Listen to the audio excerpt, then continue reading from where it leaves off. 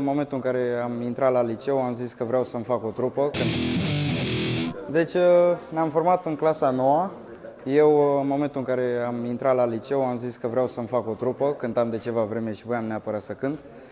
Și inițial m-am cunoscut cu colegul meu de clasă, cu Luca, care cântă la chitară.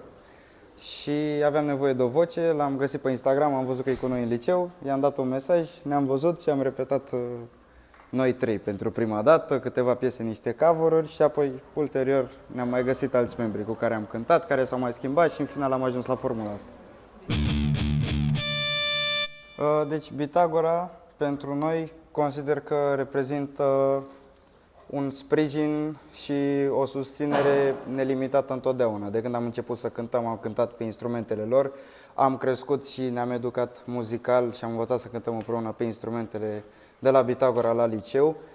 Ne-au susținut până și cu concerte care n-au fost organizate prin Bitagora, dar totuși ne-au susținut, ne-au dat mai departe postările și concertele și ne-au oferit oportunitatea de a cânta la un festival, ceea ce a fost super tare. Deci îi văd ca pe niște susținători întotdeauna.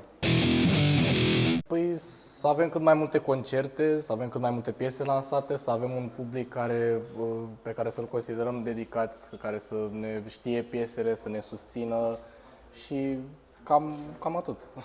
Cam asta ar fi și din partea mea, dar să lansăm și album, nu doar piese. Da. Puneți mâna și cântați. Atât. Ceva de genul, da. Nu vă lăsați niciodată de pasiunea asta, pentru că e ceva foarte frumos și mereu o să merite.